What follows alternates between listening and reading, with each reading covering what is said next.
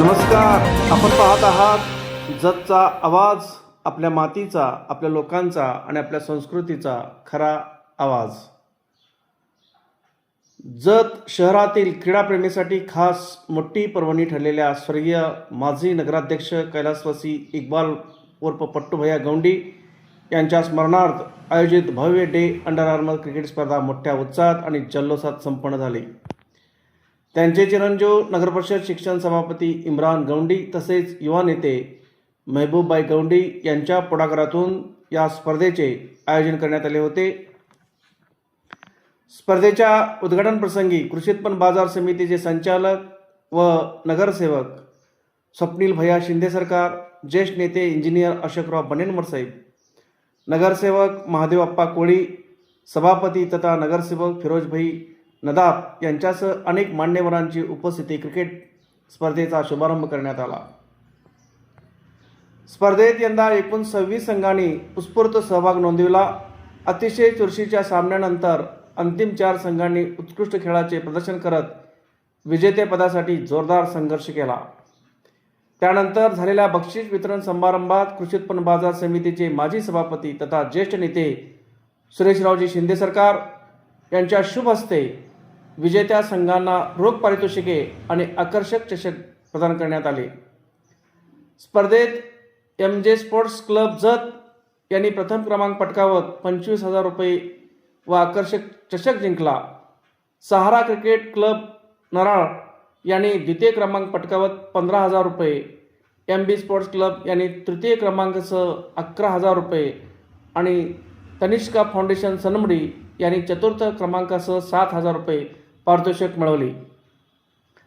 स्पर्धेतील उत्कृष्ट खेळाडू बेस्ट प्लेयर म्हणून सोनू सगरे MG स्पोर्ट्स क्लब जत यांची निवड करण्यात आली.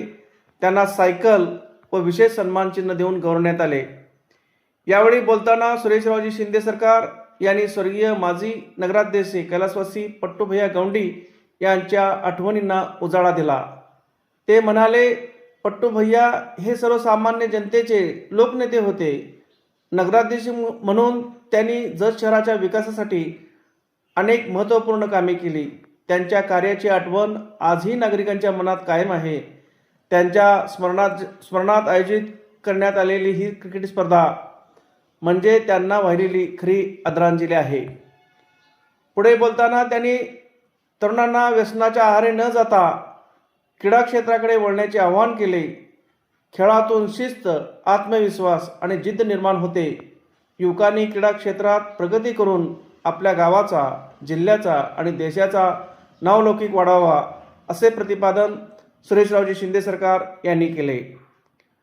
प्रमुख उपस्थितीमध्ये सिद्धरेड्डी सावकार, शफिकभाई इनामदार, बाजिअण्णा केंगार, महबूबबाई गौंडी यांच्यासह अनेक मान्यवर, खेळाडू व क्रिकेटप्रेमी मोठ्या संख्येने उपस्थित होते.